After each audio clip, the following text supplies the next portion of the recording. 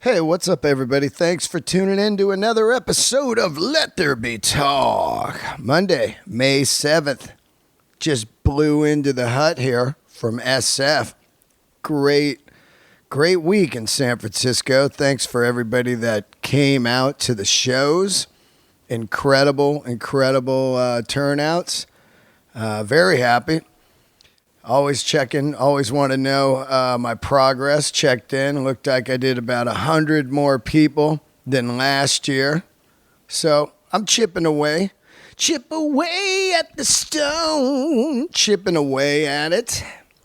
Had a great week in San Fran. Of course, I lived many years of my life there, so it's always incredible to go back and see old friends and old stomping grounds.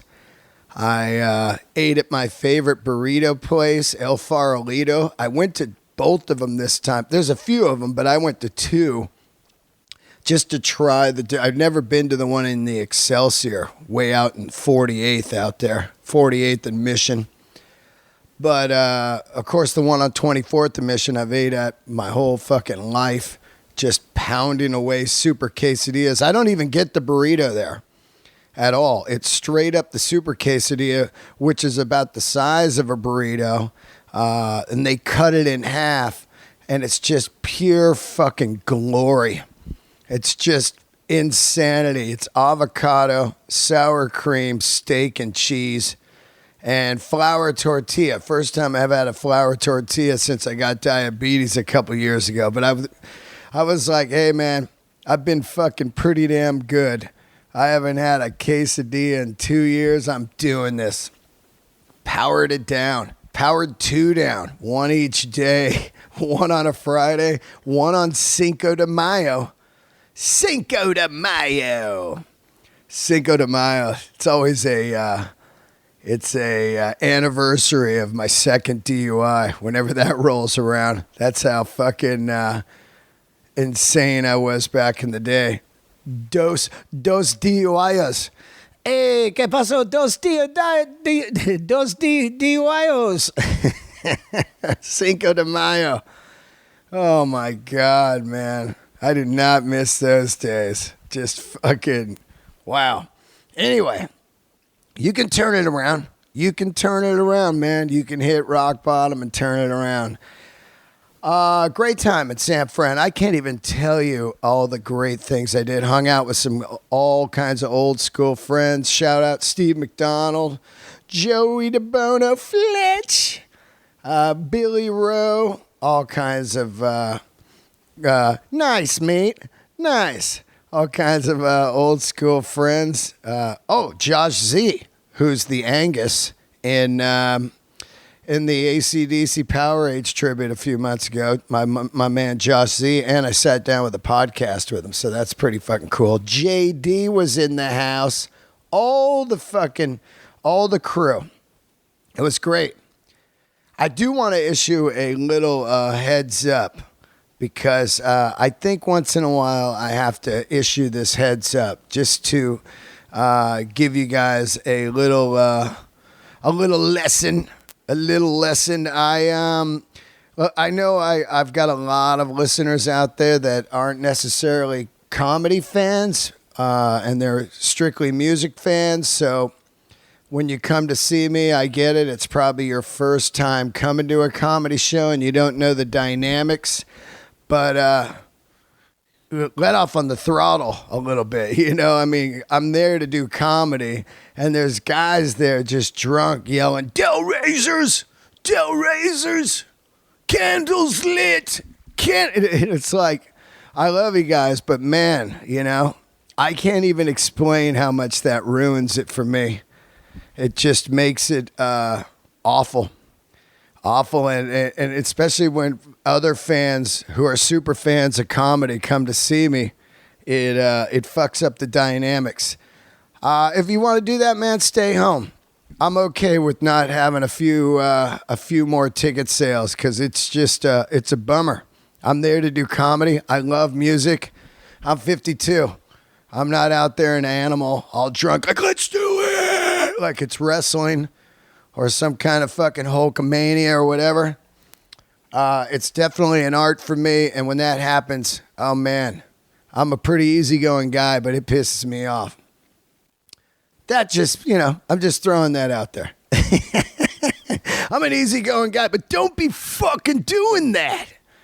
Anyway, I appreciate everybody that comes out to the show and everybody that listens to this podcast, of course. So thank you so much. Heads up, or shout outs actually, to some amazing people that donated this week to the podcast on Patreon. If you want to donate, it's patreon.com/Dean Del Rey. Seth Dollier. Seth, very cool dude. Met him out at Pappy and Harriet's. He saw me do the BOC benefit. Happens to live in San Fran. Came to the show. Great guy. Brought his lady. And it was so cool to talk to them. Daniel Hutner.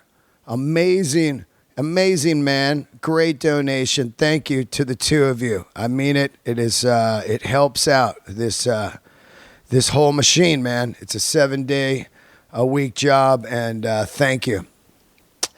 What else we got going? I got the new shirt going. If you want to donate, or not donate, but if you want to pre-order the new shirt, hit me up, DeanDelRey.com. DeanDelRey@yahoo.com to donate. If you haven't seen the shirt, it's in my Instagram or my Twitter, and I'll post that back up today. It's a fucking great shirt. Great shirt, and it was done by, let me get this guy's name because he fucking killed it with the design. Once in a while, somebody will shoot me over some art, and I just, man, it's just beautiful, when that happens. Let's see what we got here. The man's name is, by the way, if you haven't seen the shirt, like I said, go to the Instagram and check it out. Here it is, found it. It was made by my man, Diego, what is this? Pimentel Design. Diego PimentelDesign.com. Follow him on Instagram, _Diego Pimentel. What the fuck? This guy's a great artist, man. Great artist. I want to give him a shout out, and if you need any kind of artwork, hit him up, man. Also, shout out to my man Brian Spink, who made these new Delraiser stickers. These are fucking incredible. Some of you guys are just blowing my mind. I just love all you guys, all your true radical support, man. I can't tell you how much that means to me. This is just unbelievable. So thank you, both of you guys, for your incredible artwork and everything you do. Let's see, what did I do while I was in San Francisco? Well, the first thing I did was I landed, of course, and then got on the dirtiest BART car I ever have been on. And I love San Francisco. I lived there most of my life. It's an incredible city, but this was the first time I realized I could probably never move back there. It's beyond fixing, I think, unless you get a good earthquake, like I always say, and shake those part-timers out of there.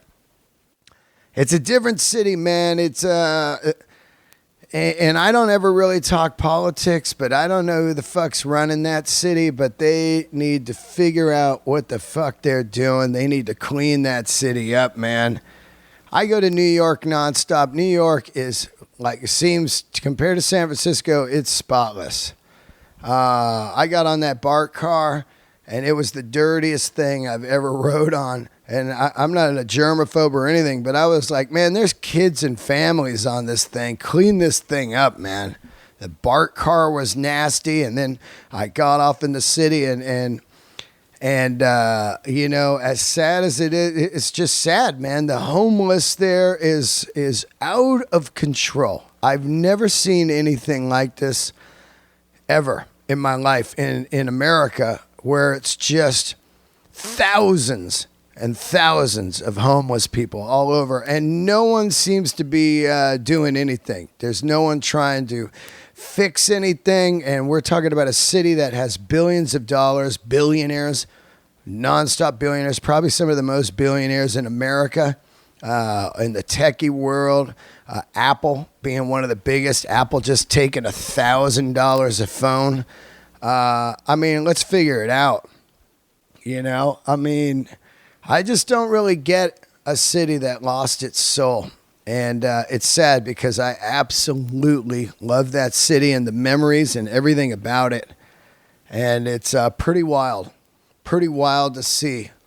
Once in a while, you know, you get a wake-up call. And I just don't know what they're going to do. I don't know what you can do. I get it. I don't have any answers. And you're like, yeah, well, you know, I don't know what you can do, but I'll tell you, it's pretty wild to see. That being said, though, what a great city, man. You know, pick it up, man. Raise that city, get it back up. You know, shine it up, fix it, do what you got to do. I don't know what you got to do, but something. I had a great time, though, while I was there. It was amazing. I went and saw Dead Cross. Mike Patton, Dave Lombardo. I landed, and somebody said, are you going to see Dead Cross on Wednesday night? I was like, oh, I didn't know they were playing. I've been trying to see Dead Cross for over a year, but every time they play, I was on the road, and I was like, damn, I'm never going to get to see Dead Cross. And then finally, there it was, a perfect lineup. I love when planets align like that. It's like, oh, I'm doing comedy. My show's going to end right at 9:30. It's about 5 blocks away at the Great American Music Hall. I'll make it. And I got there, and it just fucking blew my mind. I mean, Lombardo is, you know, hands down the best speed metal drummer of all time and one of the best drummers of all time. I can't just throw him in a box. You know, but nobody does what that fucking guy does. And then you add Mike Patton, who to me has been always the high water mark of San Francisco. Mike Patton is so fucking original and unbelievably cool. I got to talk to him for about 20 minutes, and he couldn't have been a cooler guy, man. He stopped, talked to me for it was magic, man. I was dying to get him on the podcast. I asked him, of course, I get it. Interviews aren't really his thing. And I understand that when you get to a certain age, you're like, just let the art do the talking, which is I respect. But oh my God, what a dream guest that would be. I still think Angel Dust by Faith No More is one of the all-time best records ever to come out of San Francisco and ever to come out.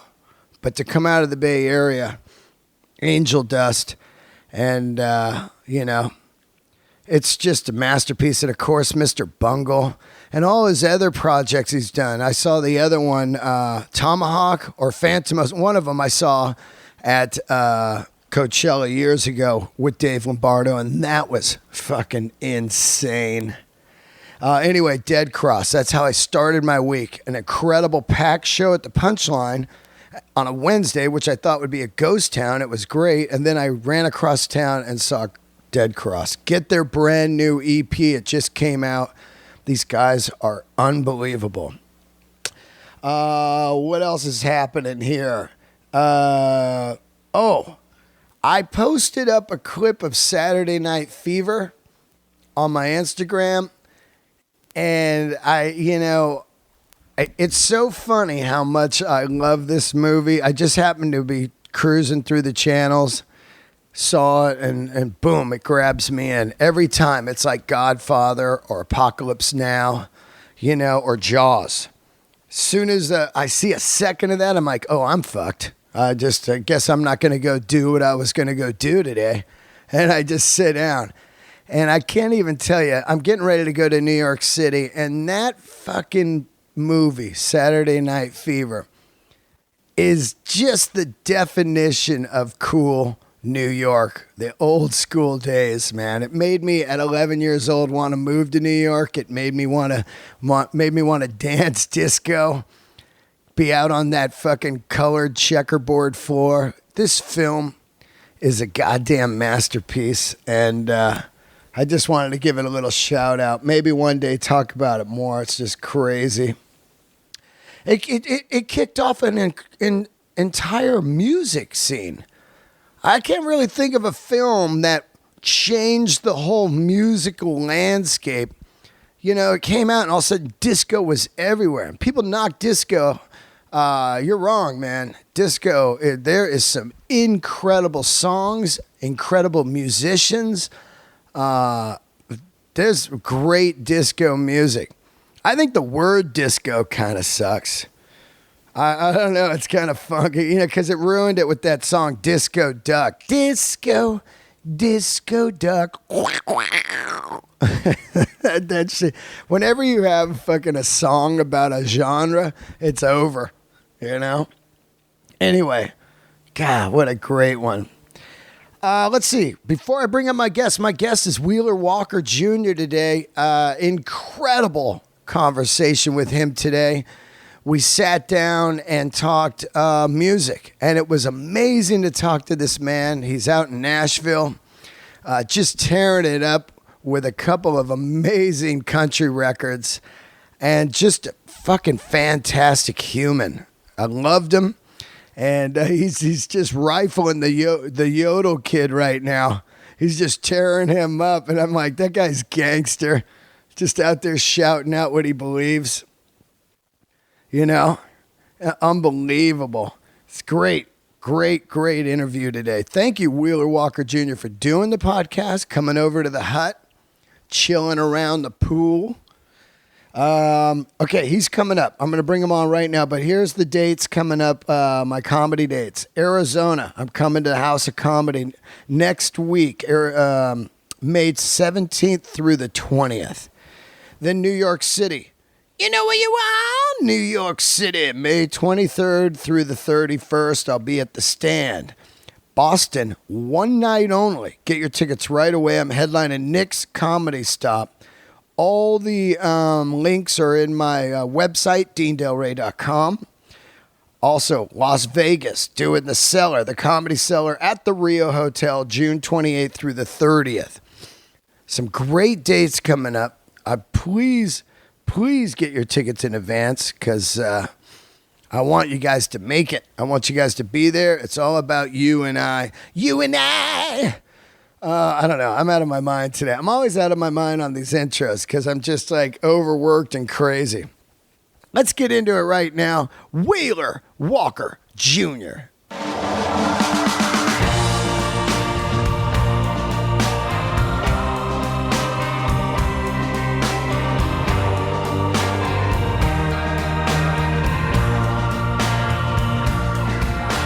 All right, here we are, another episode of Let There Be Talk. Fantastic guest today, a music guest.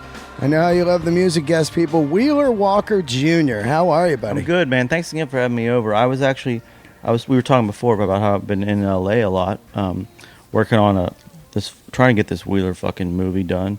But fuck all these fuckers. That's not my point. Is I was actually out here, and there's a really great country singer.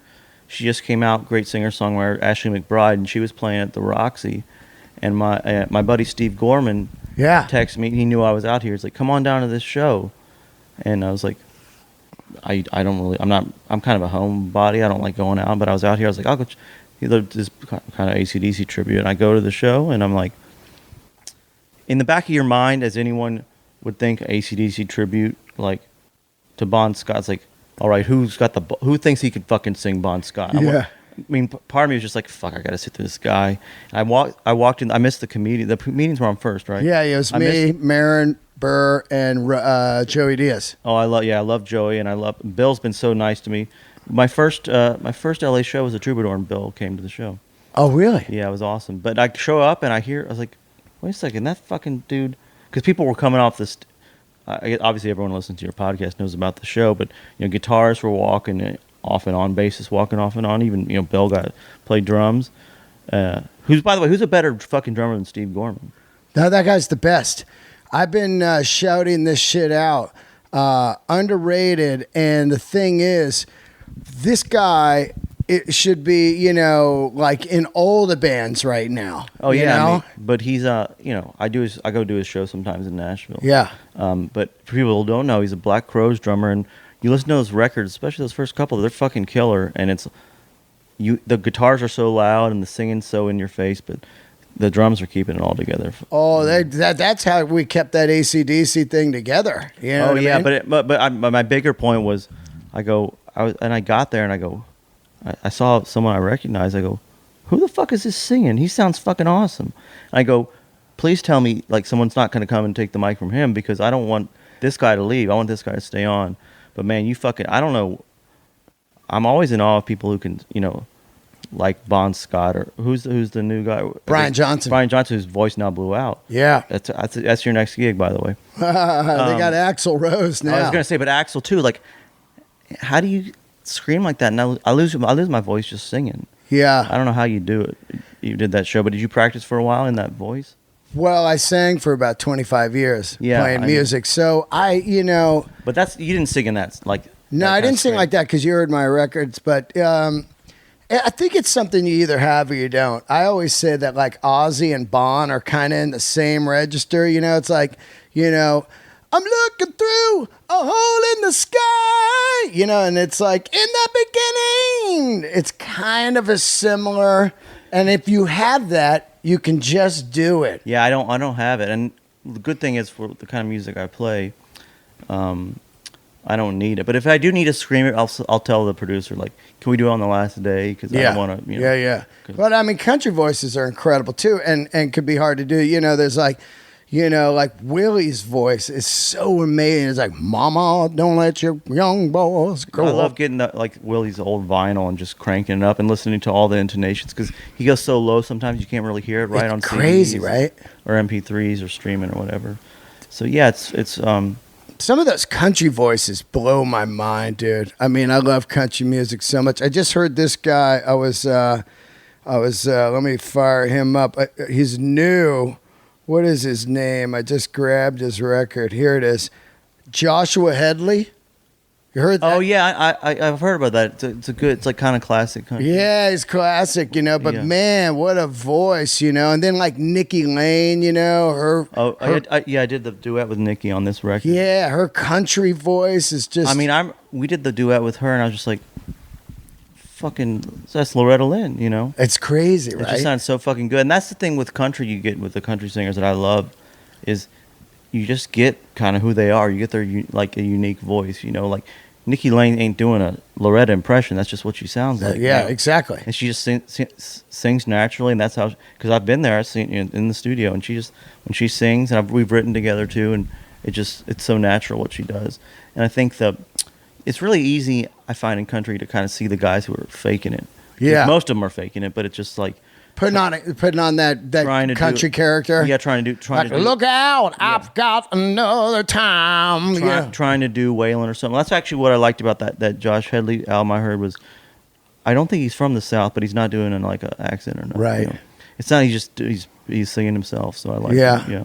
What country guy? New guys? You know, I love Jamie Johnson, man. Oh, Jamie, my guy who produced my album works with Jamie a lot. Jamie and the guy who plays drums on both my records is his drummer. Oh wow! And Jamie Johnson's one of the best. Oh, High Cost of Living, dude. Yeah. Ooh. But he's got, the guitar song was a double album, right? Yeah. Which they don't make in country. I heard someone told me a rumor. I don't know if it's true, that because he knew Willie and he had Willie call up the label, because the label wasn't gonna, like, we ain't putting out a fucking double. Right. Like, he was big at the time, but he wasn't big enough to put out a fucking double album. And he had Willie call up and go, there's no songs to cut, fucking put out that double album. I was gonna say the guys I'm really into right now are this guy from my home state of Kentucky, more Eastern Kentucky than me. Tyler Childers is awesome. Yeah. Just put out an album called Purgatory. That's Sturgill Simpson. Yeah. Oh yeah. And Sturgill produced it. It's that's great. right. I heard that. It's a great record. That is a great record, actually. He got a lot of hype about 4 months ago. Rolling Stone magazine and shit. Oh, I didn't see that, but he whatever he's getting, he definitely deserves it. Yeah, right. And there's a guy, Coulter Wall. Have you heard him? Yeah. Kind of like that, but he's like young. He's like 20. I mean, ridiculously young, like 22. Like, just got that. I mean, sounds like he's lived 100 years. my buddy describes it. Says it sounds like John Wayne. He really does sound like that, but that's just how he's Canadian guy. Yeah. It fucking sounds. I mean, just I've seen him play, just him and an acoustic guitar, and just mesmerize a room of 1,200 people. And I've played those gigs, especially starting out with just acoustic. Yeah. If you can keep a third of the room quiet, it's impressive. Yeah. Much less a giant crowd, weighing on every word. So yeah, those are the two I would check out right now, and they're going to both be around for a long time. I think they toured for a while together. Hopefully they'll do some more because I saw Marty Stewart recently. Oh yeah, I mean, who's better than him?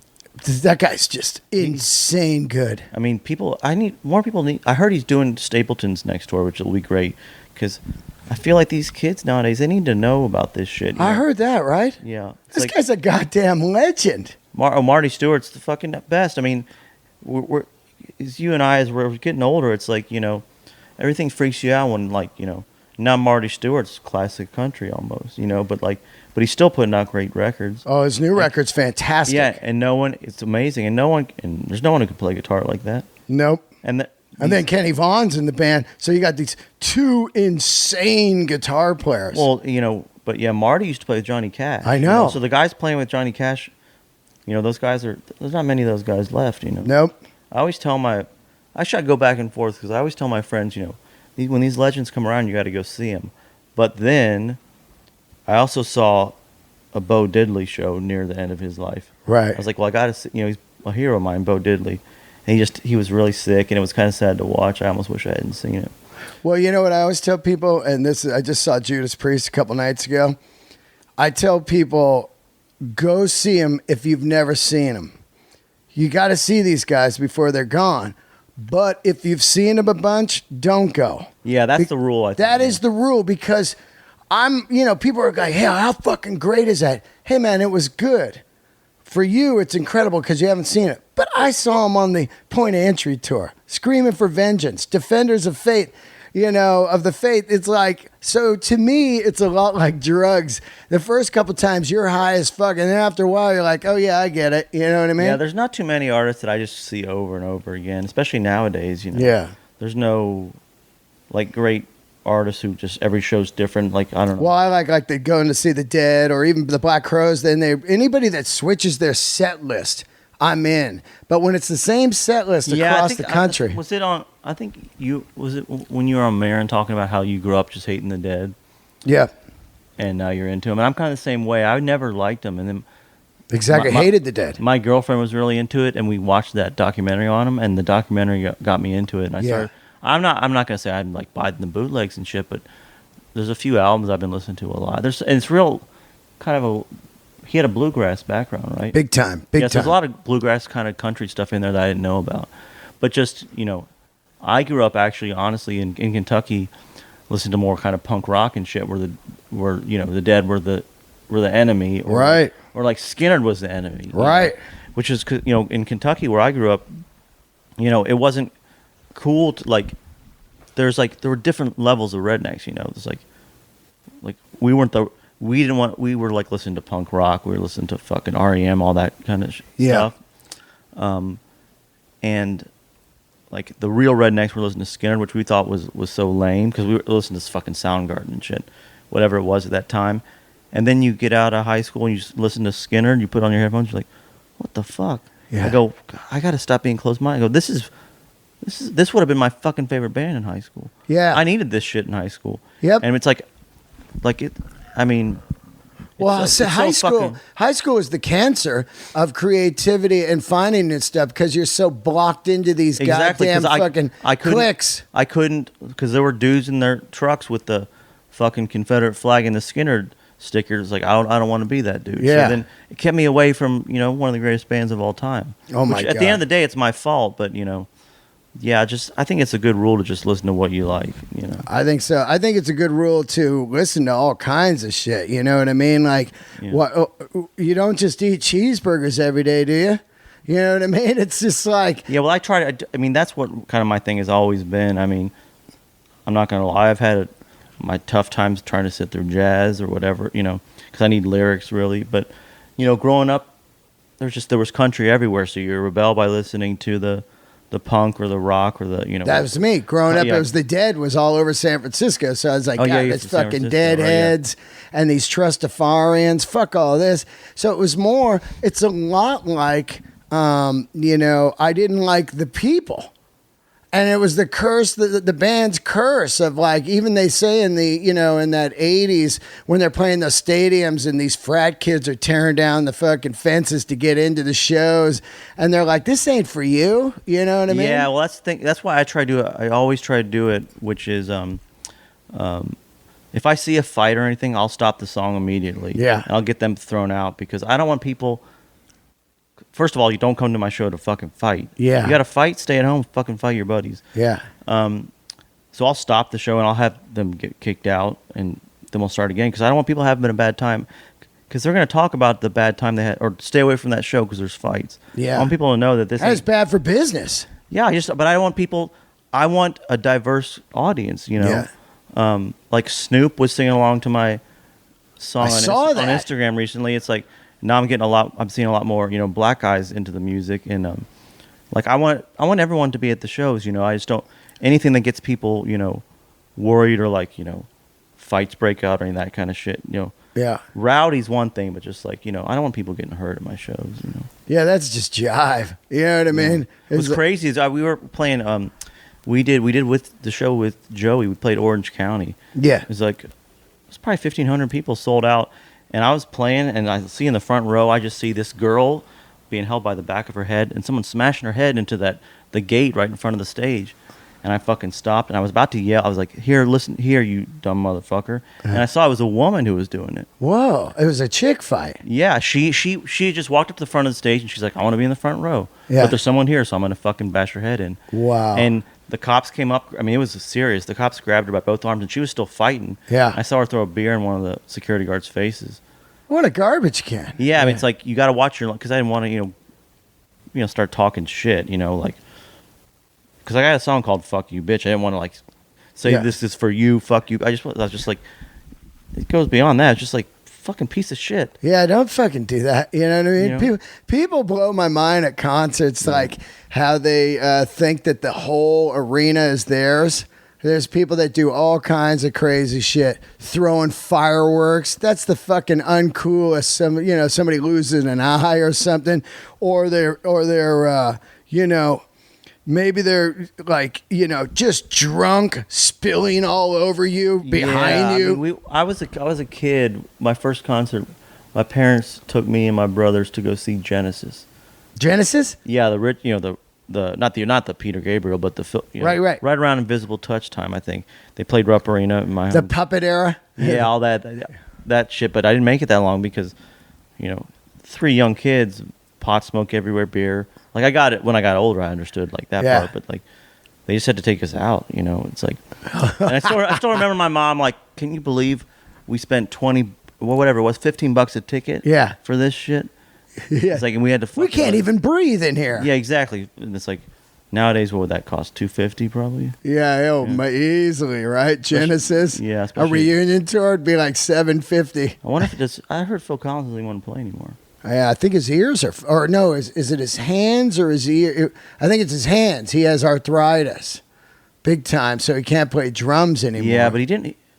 At that point, he wasn't playing. Yeah, he was just singing. Yeah, but he's a great drummer too. People don't know that. Yeah. He gets the bad wrath when he did the Zeppelin thing. The reunion years ago. I forget what that was. Live Aid. Yeah. They're like, oh man, what's he doing there? But that guy is a killer drummer. I mean, I think Burr loves him. He's always talking about some of the great shit he did early on. Because that's some of the, when I got into like talking about listening to all kinds of music, I used to listen to a lot of like Bowie and Brian Eno, that kind of weird shit. And Phil Collins' drumming is all over that early Eno stuff. He was into some weird shit, and was a killer drummer. But yeah, it's like I don't know what happened. I guess Peter Gabriel left the band. They just moved him out front. Yeah. I think he became the principal songwriter then. Yeah, that's probably what it was. Yeah. I mean, that's still the hardest guy to find. It's hard to find drummers, man. Oh, that's the craziest, right? Like, I talk about it all the time. Like, I don't know, you travel with a full band? Yeah. So, like if you've got one drummer and then he goes, oh man, Taylor Swift just offered me this gig, and all of a sudden you got another drummer, your whole feel can be completely different. All of a sudden your band just is totally different. It could be better or worse. Oh, and that's the thing too, is where I'm at. I mean, listen, I'm doing okay, but I don't have the money to put people on retainers. What they call it is, so you can't work while like you got to be ready for me at all times. Yeah, is what the big artists do. Yeah. So I'll take guys, out who'll be like, if so and so calls me, I got to leave the tour. So, yeah. But I don't have the money yet to pay those guys that much. I'd love to be able to, but it's just I can't do it. Yeah. So like you said, it's like we could have a killer tour, and the next tour we got to switch up the whole band. It's crazy, right? Yeah. And then it feels totally different, and it's almost in your mind. You're like, God, I know what this can sound like, or you know what I mean. You know the feel. It's like, the hardest part for me is just because of the way I got to do it. And listen, there's so many great musicians in Nashville. You can always find great musicians, but after you do a whole tour with a certain band, you guys have a feel and you have a rhythm. You start to gel. You look back you kind of look back at the drummer or whatever, the bass player, and he knows what you're saying without saying it. And then next tour, it's like start all over again. And I can't deal with that much longer. I got to get a full-time band. How many piece band? We got, I guess it's 5 with me. We got bass. I play acoustic when we play and sing, of course, and bass and electric guitar, drums, and pedal steel. I have to do pedal steel. Pedal steel. Pedal steel is a must in country, or else you're fucked. Yeah, it's like especially the stuff I do. It just doesn't sound right without it. But it's again not the easiest player. There's not. I mean, any pedal steel player is going to be in Nashville, of course. But still, there's not like, it's not like guitar where there's 200 of them. There's like, I was at the Ryman over the weekend. Yeah, I meant to go to that show. Sorry. God, I wish you went, dude. You would have loved it. But there's a classic photo right before you walk on. I couldn't see who it was. I was just looking. It was a photo of a group.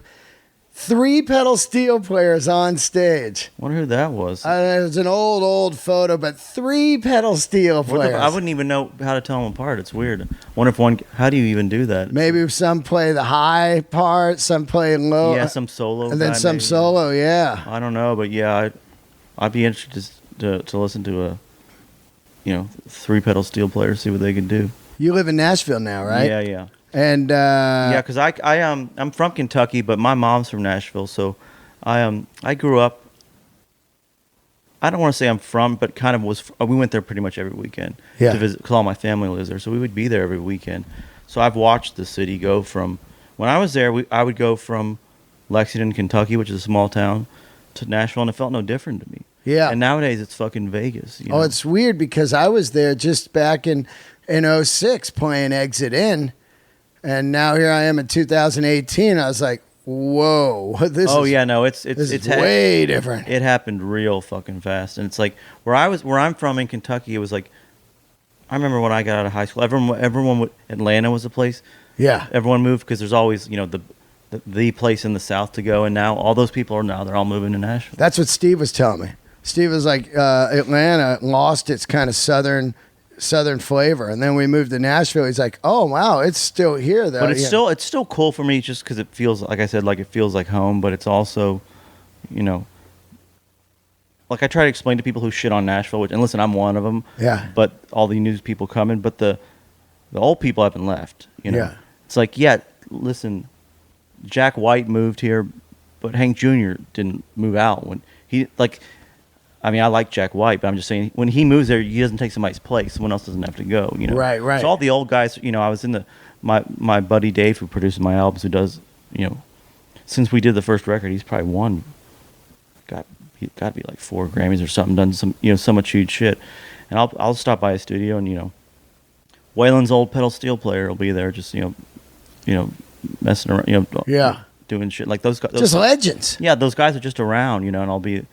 And I feel like an idiot sometimes not knowing, like, oh, who have you played with? They're like, oh, I played with Willie, played with Waylon, Johnny Cash a little bit here. And it's like, fuck, these guys are, and then sometimes when they take my gig, I almost feel, guilty, I love the Highwaymen. I saw them live. You saw them live? Yeah, when I was young. Oh, yeah, I wish I'd seen that. I saw that there was a special of them that they used to re-air all the time on PBS. That's one of those shows. Like Austin City Limits or something. Yeah, I don't know what, but it was their own show, and they would just, and yeah, the pedal steel player on that, his name was, I always forget his name, but he's the guy who plays with Dave all the time. It's fucking great. But yeah, he's still around playing. He played on, I wish I could remember his name, but he played.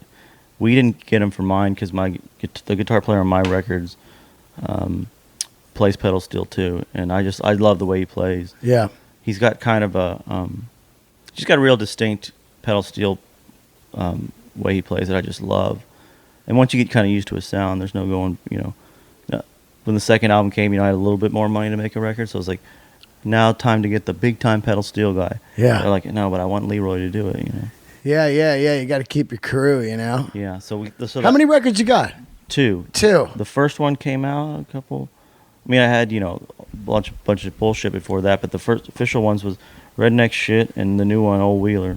Yeah, Old Wheeler's the one I know, and it's funny because you almost look like Bert Kreischer on the cover here. I get Tom Segura a lot. Tom Segura, yeah, right. That's a wild, right?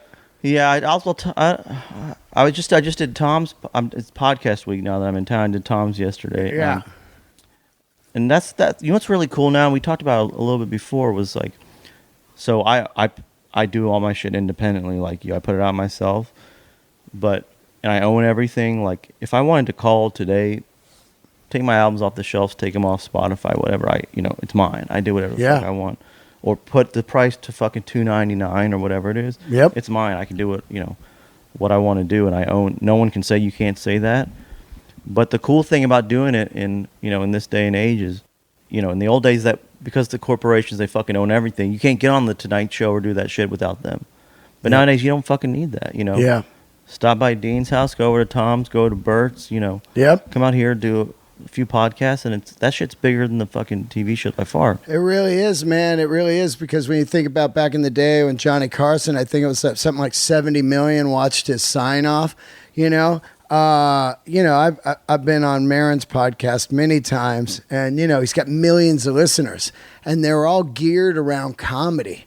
So not only are more people hearing me, but they're comedy fans. Where if you're on a late night show, it might be 9 comedy fans, and the rest are just watching it before they go to bed. Well, that's the thing too. But with music, it's kind of the opposite, which is when I did Rogan's podcast. I've told this story a couple times. The same weeks, another artist I know did SNL, and I sold more albums from Rogan than the other person did from SNL, which is wow.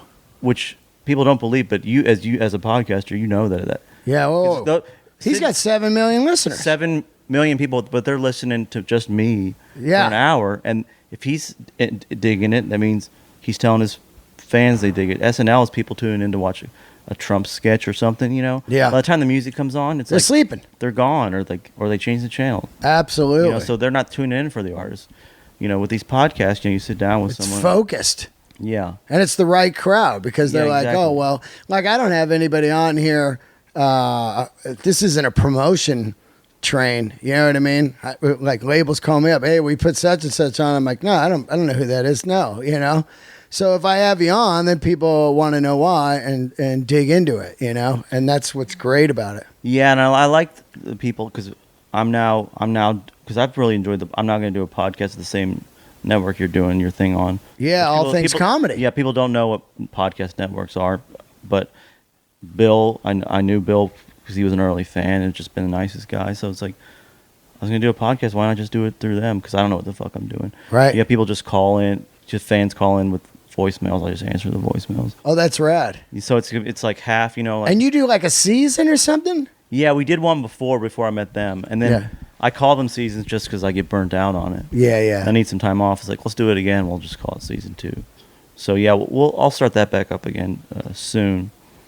But so people call in and they leave like questions, and then you answer them. Yeah, well, it's I try not to pick out the best ones. I just have people, the person I work with just send me the first 20, then the next 20. So it's how'd you get started? Like good questions that I love answering, about music, but then also too, like some kind of like me and my buddy were both trying to, get in this girl's asshole, whatever. It's Yeah. weird anal shit, or whatever it is. I try not to be too discriminating on the questions. Yeah. Because I don't want it to be all questions about assholes, but also don't want it to be all me talking about when I learned to play guitar and all that stuff. What kind of guitar you got? A Martin? I'm sponsored by Gibson. They made me 2 custom guitars, and they've been awesome. Wow, rad. But all my shit's kind of in storage for this tour we're doing, touring with Kid Rock. I told you about that, which you're talking about, like promoting shit. Don't worry about it. He's got his promotion in gear. Oh, no, I want to talk about that anyway, though. But yeah, I have a Martin right here, which hopefully Gibson can't see through the podcast, because I'm not legally, I don't know if it's legally, but theoretically I'm not supposed to be playing anything but a Gibson. Oh, really? But it's been an awesome deal. They give you, because at one point I was almost like, they were being too nice to me. They're giving me these guitars. Like, what is it really, Yeah. I'm ripping them off kind of. And then I thought about it, and I go, you know what? That's how I picked a guitar when I was a kid. I saw the guy. And Star, Angus Young to me. I want an SG. Jimmy Page, Les Paul. Is that what you had? Yeah. I got a strap because that was the most affordable. But I'd seen, so many people playing it that I knew it was legit, Yeah, now I love Telly more than anything. But yeah, I would look at, like those old movies with John Lennon, like, what is that? Martin, as long as he's playing a Gibson, it's good enough for him, good enough for me. Yeah, he was playing like those J45s and stuff. Yeah. And I love the J45. I've got 2 of those, and one is they engraved my name on the fretboard, which is fucking great. Oh, that's just my new favorite guitar is a J200 that they made me with Wheeler on it, like they did, Elvis used to have. Oh yeah. I love it. Emmylou, all that kind of stuff, Yeah, and it's fucking.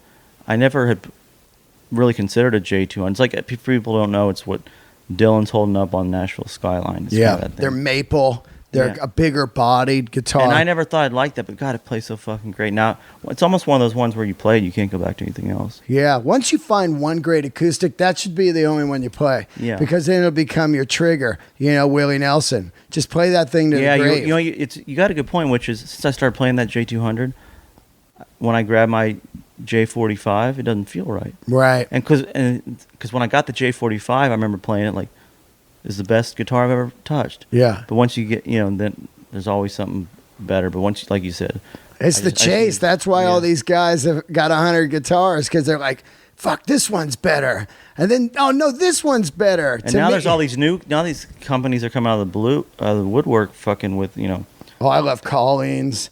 And I got companies calling me like, if we send you when I was a kid, getting a guitar was a big deal. So if someone emails my manager like, do I want a free guitar? Yeah. And I'll post it on Instagram. Fuck yeah. Fuck yeah. Like, I don't care what it is. Like, yeah. Just send it to me. Because the idea of a free guitar is crazy to me. Because I remember just like trying to save up to get the first one. It's like, yeah, who's got the money to send out free guitars? Yeah, man. I put it in the closet and I don't ever to fucking touch the thing. I love the John Mayer Stagecoach. It's called the Stagecoach Martin. It's a small body, like 0042, which is a lot like Joan Baez played. But they're big fucking money. They're like $6,500, $7,500. That's too much for you. I know, right? Yeah. But I'm hoping one day he's on the podcast and he just brings me one over. Or he brings 2 over to play and forgets one. Yeah. I see. I mean, I'm mainly strumming, so I like the big, the bigger strumming guitars. Yeah. That kind of. I've never been that good about the. I like the small body just when I'm solo by myself, because you can kind of lay into it. Did you say you started playing guitar later? Yeah, I started at 35. Okay. Taught myself how to play guitar, wrote songs, and did a record. So, but you were just a front man, singer only. Yeah, and then I realized, got a hell of a voice, man. Oh, thanks, dude. I realized though, if you can't play an instrument, you're done in this business, because you can't play unless someone's around. Well, nowadays, also nowadays, unfortunately, if you don't know computers, you're kind of fucked. Oh yeah, and totally. I don't know any of that shit. And every time I sit down to learn about an hour in, and I know what it was like learning guitar. The first couple weeks is a pain. He's like, fuck this, and then once you get the groove of it, it's cool. And I'm sure there's a point where that would happen to me with computers, but I just can't get there. Yeah. Because I remember as a kid, me and my brother, we got on there was no kind of music stores where I was from that would sell anything but shitty guitar, so we got on the phone to order those old audio cassette 4-tracks from from Sam Ash in New York City. Like Tascam. Yeah. Yeah. And stole my mom's credit card to buy it and have it shipped because there was no way to get it. Yeah. We'd read about them in magazines, but didn't know. Went to the music store. The guys just laughed at us like, we don't sell that shit. You know, we can sell you a tuner, but that's about it. Yeah. Even that, pitchfork. Even that they probably have to special order.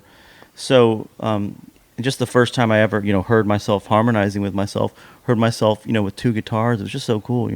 Yeah. We know what the fuck we're doing. We're just like, now it's time to do the drums. Put one microphone up to mic the drums, and we listen back. Like, doesn't sound like Guns N' Roses, really. Yeah. I think maybe they used more than one mic on the drums. We're like, no way, that would take too much time. It's got to be just just one drum. You try to experiment. Maybe if we just put the mic in the drum head, it'll sound better.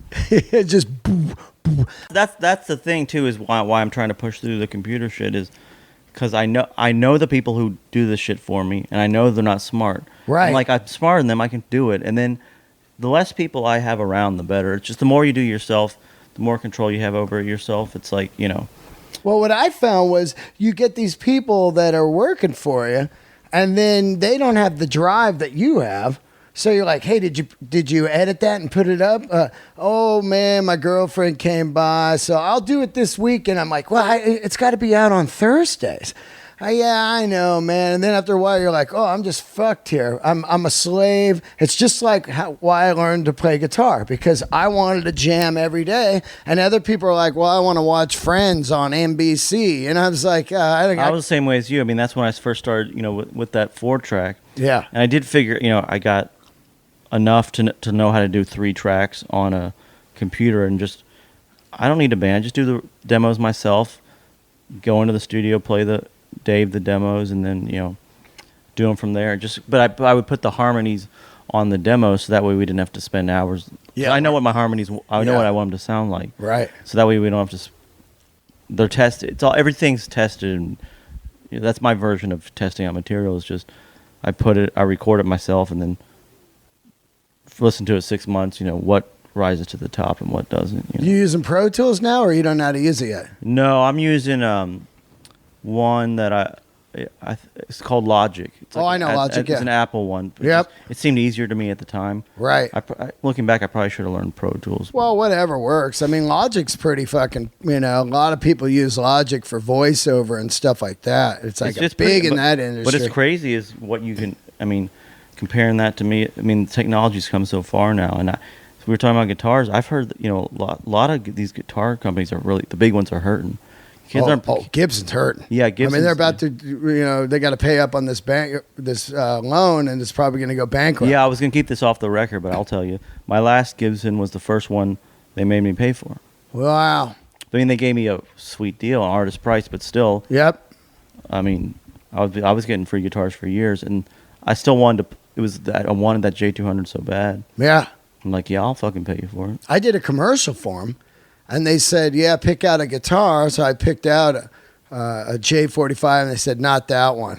I was like, well, you said pick out a guitar, and then they sent me over one I could pick out, and they were all in the $799 range. Oh, yeah, like some Epiphone or something. Yeah, just that stuff. And, yeah, I mean, it's, to me, as a long time guitar lover, you can see all the mistakes these companies make, you can't have 400 different, models.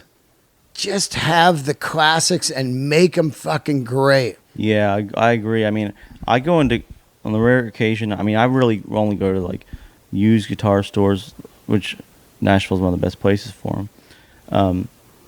And they just, those old ones just, I don't know how what it was, but they play so much fucking better. Yeah. They're actually doing with technology now, I guess, the new ones still feel, they're making new ones that still, when they do it right, it's still, like all the old relics and stuff like that they do now. Relics or things they call like thin skin, light paint. They're back to the original cloth wiring. Yeah, I know a lot of people in especially in country, they'll get buy a J45 and then they'll pay a guy to rough it up. Yeah, age it. Because but it's like a big business out there, and I was made me think does Willie have 90 triggers in his trunk? Is that a real good thing? Yeah. It's But yeah, I saw this guy showed me his J45. It looks like he'd been playing on the back porch for 80 years, but it's like he bought it last year. Yeah. Which is the fucking lamest thing I've ever heard. It's like, yeah. Well, I mean, the guitar- problem is those things have so much fucking lacquer on them and shit. They would never look old, you know, even, and some people won't even be playing music long enough to make it old. You know what I mean? Yeah, it's not like they'll in the move old on to TV or something. You know, music was their stepping stone. Yeah, I mean, nowadays, I mean, it's really hard to make money in music. Oh, it's crazy. I assume comedy's kind of the. I had a question for you. I know it's your podcast, but when moving from music to comedy, was it cool to just having the one guy to pay? To me, there's no one guy to pay when you're not making money either way. But what's great about it is there's no more weight of other guys, you know, it's other people's drive that holds you back. So my drive is insane. I want to work every day. I want to do comedy 7 days a week. I want to play music 7 days a week. Back then, I don't have anything else. I don't have the girlfriend, the TV show to watch. I don't smoke weed all day and play video games. If I'm doing something, I want to do it. So the greatest thing, the change was, oh, now it's just me. So when I get up in the morning, I start working, you know, podcasting. Well, that's what I love about being a solo artist. Right. It's me, and you know, the studio band's not my live band. When I make an album, I go, you know, exactly. I go in there, I give them the check, I pay the guys, and we make a record. It's like, yeah, I make a record when I want to make a record. Well, the solo thing was great for me. I was solo music-wise for a long time, so I didn't have that problem. But the problem I did have was, I was just talking to you earlier, I didn't have the money to keep these great guys. So then once I got to the C and D level dudes that I could afford, it was just like... Well, that's where Nashville helps a lot, because yeah. I don't know, I wouldn't even call them C or D level guys, but those... what other people would call the C or D level guys are great also. Fucking killer. Yeah, right.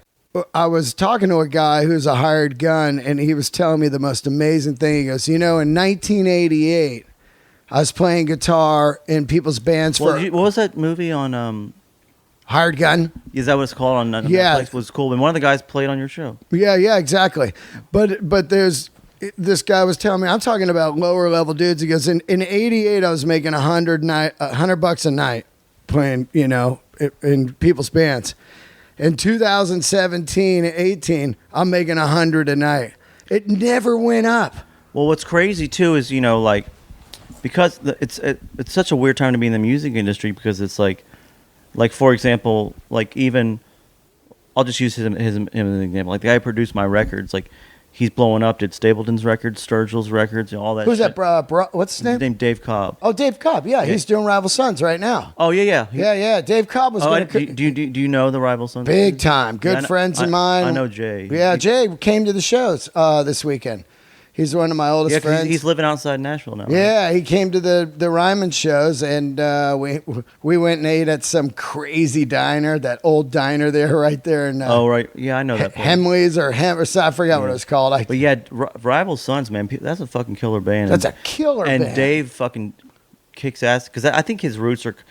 I mean, Dave's killing it. Yeah, but I was just going to use them as an example, which is, it's hard because if this was 20 years ago, he'd be making $1 million a record. But the problem is points. Yeah, but the problem is, nowadays it's like they want the labels, and everyone want to pay you less. I mean, I'm not speaking for him, just my guess is, like, you know, you could kill it on this album. We know you would, but a hit for us is 200,000 copies. You know, that's huge. Would be huge. But I mean, he's like the only guy. I mean, Stapleton sells 2 million. Oh copies, yeah. You know?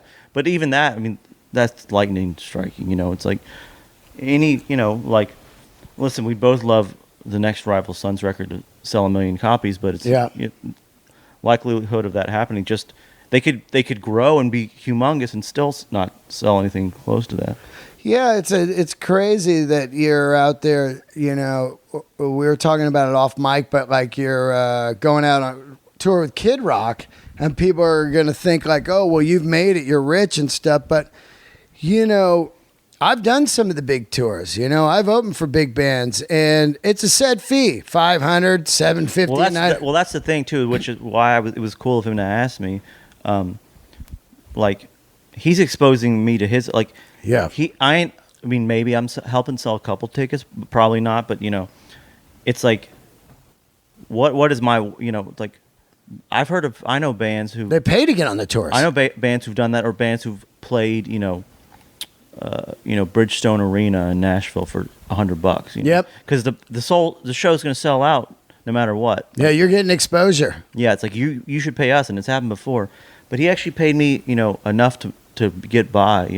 Are you going to do a bus or van? Well, that's the thing is that's where the problem comes in. Again, people just who think I'm making it big with Kid Rock.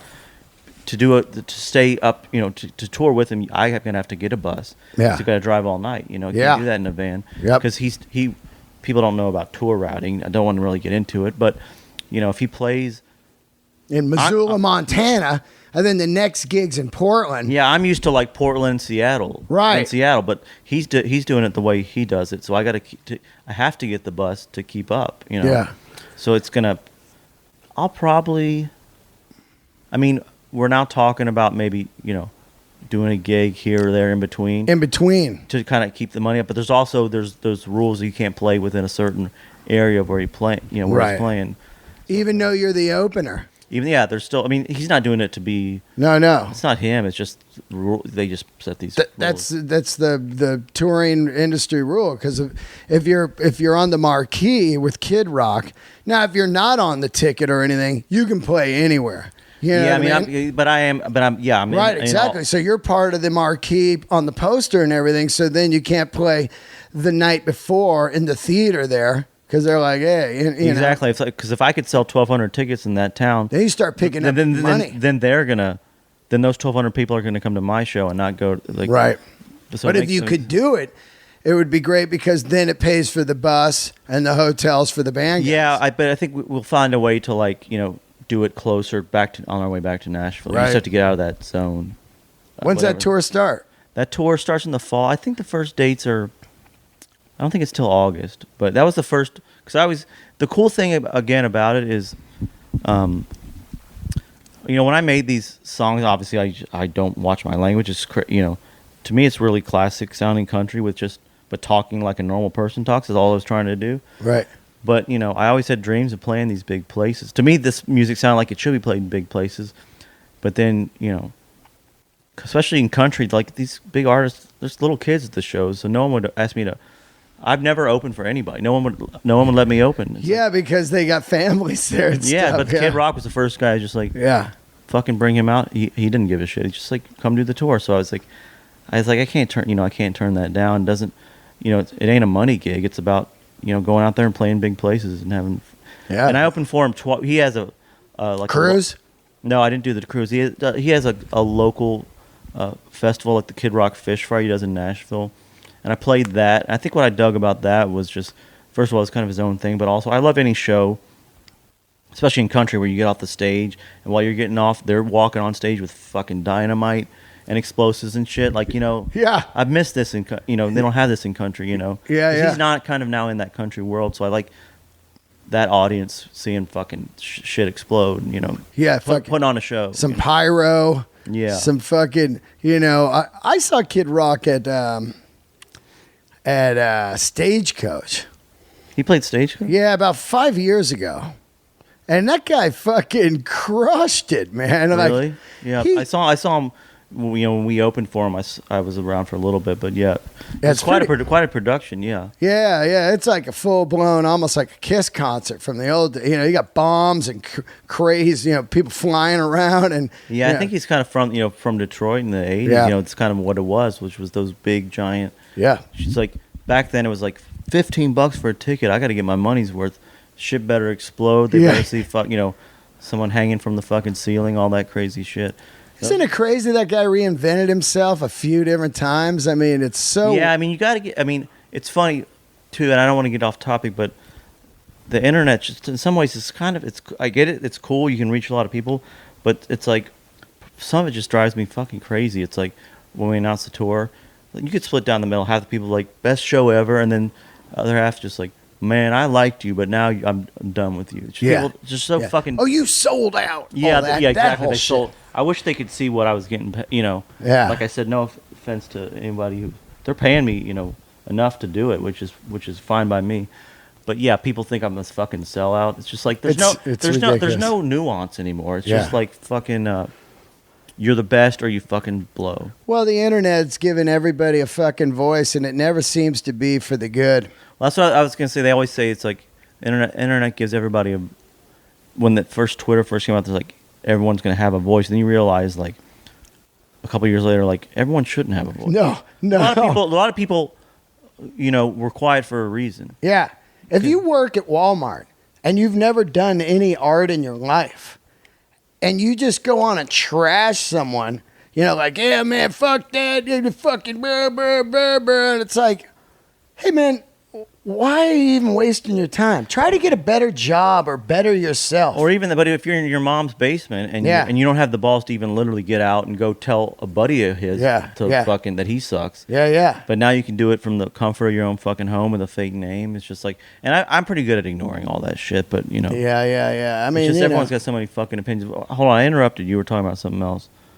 About how much he's reinvented himself. I think you were talking about. Yeah. Oh, yeah. You got to give him credit for that. Just kind of move it. I mean, no one would have pictured. I mean, imagine when that first record came out. If you'd, he was hip hop. But if you had told somebody then that he would have had a hit with Sheryl Crow a few years later. Oh yeah, Picture You is a great song. Yeah, I mean he's. That's a fantastic song. I'm a sucker for a good song. I don't care who does it. Like Miley Cyrus had a great song on her last record, that Malibu. I loved. See, that's my complaint with country is I hate this pop country shit. Yeah. But I love good pop music. Right. Like I thought the Miley album. Which one was it?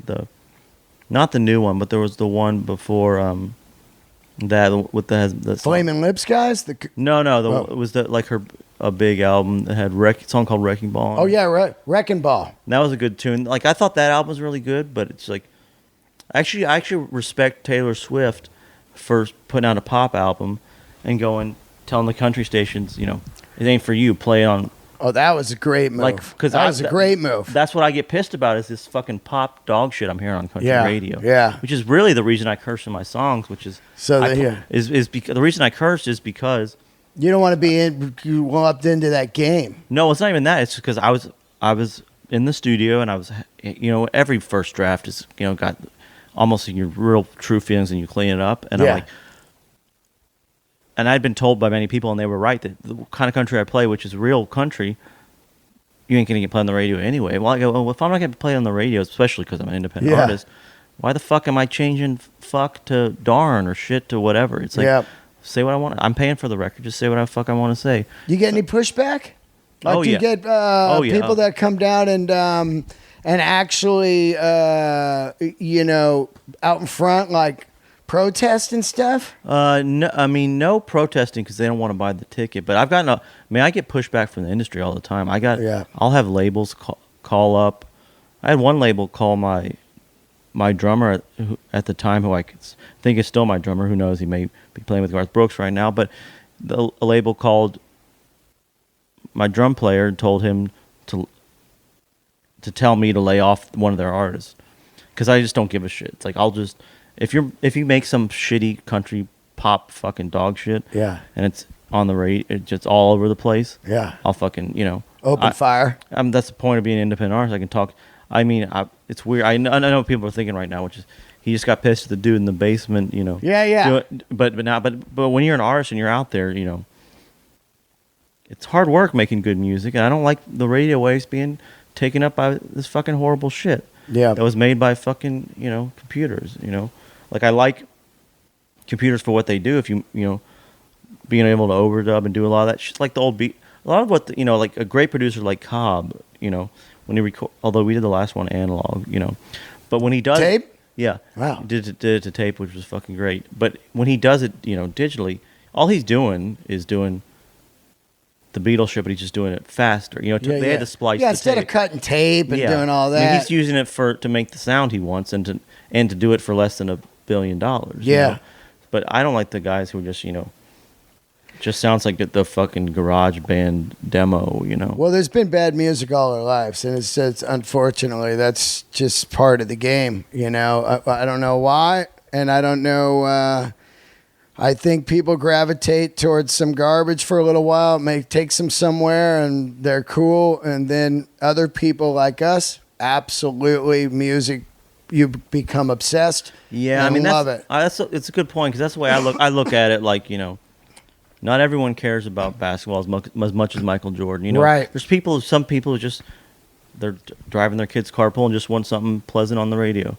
For me, it wasn't that. It was take me to the local library, Yeah. finding old microfiche, I think it was called. You know, Yeah, of microfiche. Microfiche of like Rolling Stones from the '60s, like reading every article, finding out every artist there was. It's just an obsession, you know. It's like, and finding out that, you know, finding the, the Velvet, Lou Reed made solo records. Oh, I got to hear this one or that one or Yeah. whatever it is. Just diving it head first into it, just like. But I understand why not everyone has that, you know. Yep. The mom in the carpool line's not going to be looking for the, you know, street hassle on fucking vinyl, you know. Yeah, exactly. You a vinyl guy? I am, but it's becoming. I mean, don't get me wrong. When I'm traveling, it is cool to have all your music on your phone. But yeah, I love that. But yeah, the sound quality, it kills me. I remember when we did the first record, and the guy who engineered my record and mixed it is guy Daryl Thorpe, who's amazing, by the way. He did a lot of shit with Radiohead and Beck, and he's worked with Paul McCartney too, but you know, more Grammys than anyone I've ever met. But he sent me the files, and to put them on my phone, I converted them to MP3s. Yeah. It was the first time in my life and I called him up like, man, these sound like fucking shit. He goes, how are you listening to it? I told him my phone. He's like, you can only get it to your phone by converting it to MP3. He goes, listen to the WAV file, which is people Right, know it's the a big full file. And I was like, it was fucking night and day. Oh yeah. And that's and where then you go, oh, Neil Young. I get what you're saying now. and that's what where I get what Neil Young's saying is really what he's talking about, which I agree 100%, is he doesn't like when people talk about the noise quality. What they don't like is they don't like other people hearing their music at a lower quality. Right. Like if my albums had been out that way, I would have freaked out because like it sounded like shit to me. When you hear "On the Beach" by Neil Young on vinyl, it's one of the most. Yeah, because I had it on vinyl first because it wasn't out on CD. Right, maybe he didn't put it out for CD for years. That one, or Zuma, you know, or Tonight's the Night. Yeah. Those, you know, that run he just wouldn't put out. And when you hear it on vinyl, you're just like, this is incredible.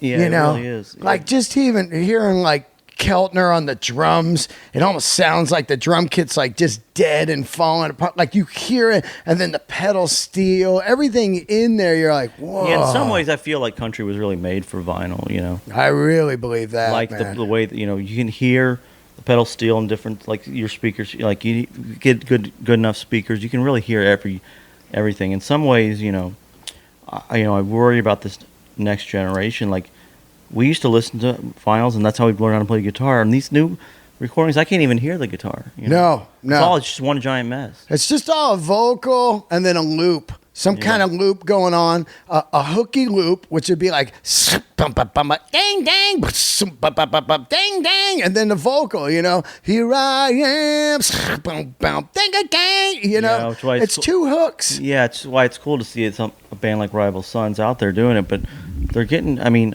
in some ways, I feel like just bands are done.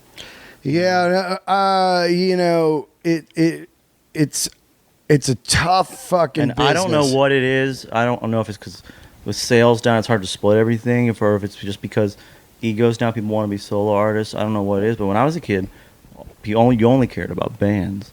Yeah. There were no solo artists. No. I mean, to me, it was each guy in the band. You're like, oh, fuck yeah, Malcolm Young over there. Okay, Angus. Oh, Phil Rudd on drum. You know, it was the dudes. You knew all the dudes, and they all had a flavor and a style. Yeah, you that know? just seems like it's just gone. You know, I was having this debate with a buddy of mine too about. It actually started with a debate that's been going on years now. A buddy of mine was I guess it goes back to Kid Rock was inducting Aerosmith into the Rock and Roll Hall of Fame, and he called them the greatest American band of all time. Yeah. And he got a lot of shit for it. But when you think about it, there aren't many great American bands. No, we had Skinner, we had Petty, we had Springsteen, E Street. Yep. We had, But a lot of two of the ones you mentioned were solos and right, yeah. But yeah. like the great bands were always, Aerosmith's the only band right now with original members. Right now. I mean, are they still doing it? They're still doing it. Steven Tyler put out a country album that was fucking horrible, but Yeah, right. But, I mean, everybody jumps on that country train for a little bit. I think like industry people get in their ear and they're like, you got to do a country record. Everybody's doing it. exactly. They'll write you the songs. Yeah. You can actually go slower. You can slow down. It'll just be all you and and if it hits, you can get it on the Chevy commercials, and then because in the honest truth is, country is the last kind of genre that's actually selling physical product. big time. Except not for me because I'm banned from all the chain stores. Yeah. So are you banned from? Yeah. You're banned from Walmart. Walmart, Kmart, and Best Buy, I think.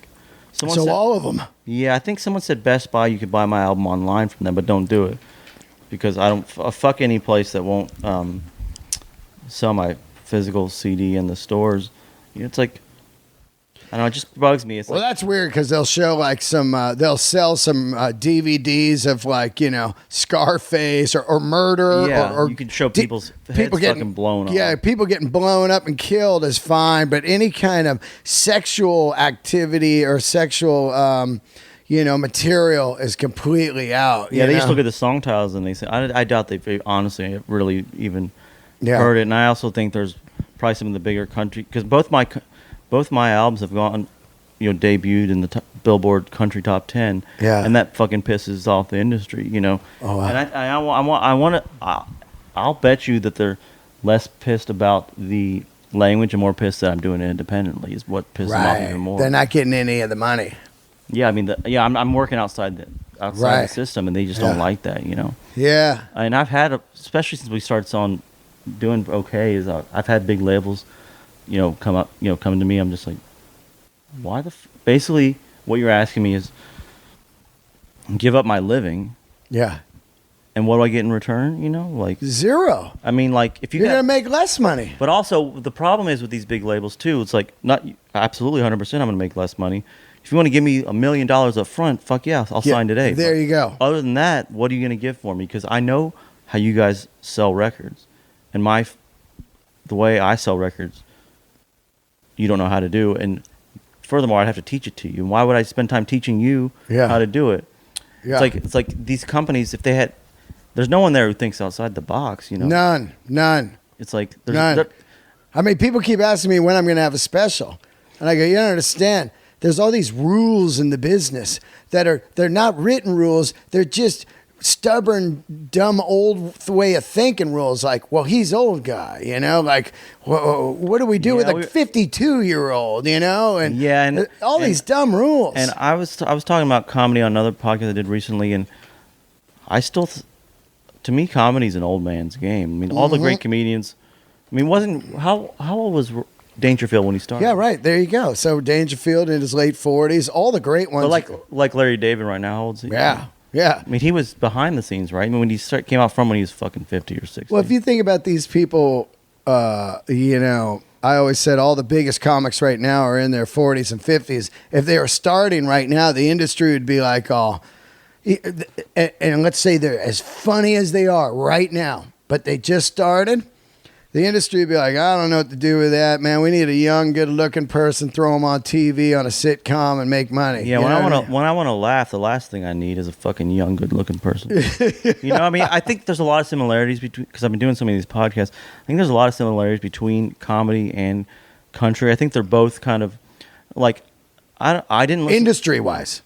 Yeah, industry-wise, but also kind of the feel of them both too. It's like, my favorite artists, back to Waylon and Willie, those guys really didn't hit their stride till their 40s, 50s. Like I didn't listen to Waylon when I was a kid, and I understand why now. Is because I didn't get it. It's not Waylon ain't made for kids. No. George Jones ain't made for high schoolers. Not at all. It's like you gotta have lived it, and you have to have been through the ringer to get that shit. And it was not until my, almost late 30s I really felt like I really got Waylon, Yeah. And it's true. And he was, and we're talking about albums that he made in his 40s and 50s, and he tried to play by the rules till he was in his 40s. Same thing with Willie. And they ended up both moving out to Texas, just like, fuck it, we're going to do it on our own. And then we got the outlaw country is born. Exactly. Same with the outlaw comedians of like Sam Kinison and that whole thing, It's the same thing. Brewed up in Texas, like, let's get the fuck out of this industry. And same thing with what I'm trying to build now is like... That's why it's great what you got now, which is what they didn't have. But podcasting. You've got your fucking... We're in a... I don't want to burst anybody's bubble, but we ain't in fucking RCA Studio... No. A right now. Yeah. It's just a little machine with 2 microphones. All you fucking need.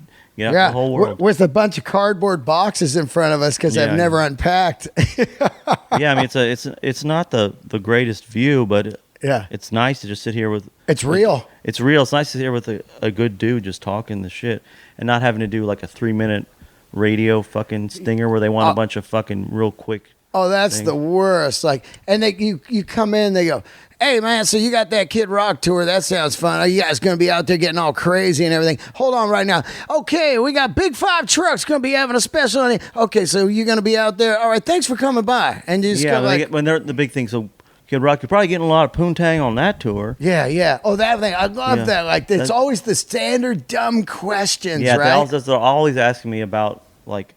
Getting girls on, I'm like, I got a girlfriend. It's like, and they get all pissed about it. It's like, why would you have a girlfriend, man? Yeah. Like, they just want dumb, cheap all shit. those fucking stupid guys are just like, they want to live vicariously through you, and they want they want you to be out on the road doing drugs and being with prostitutes. Well, that's all they know.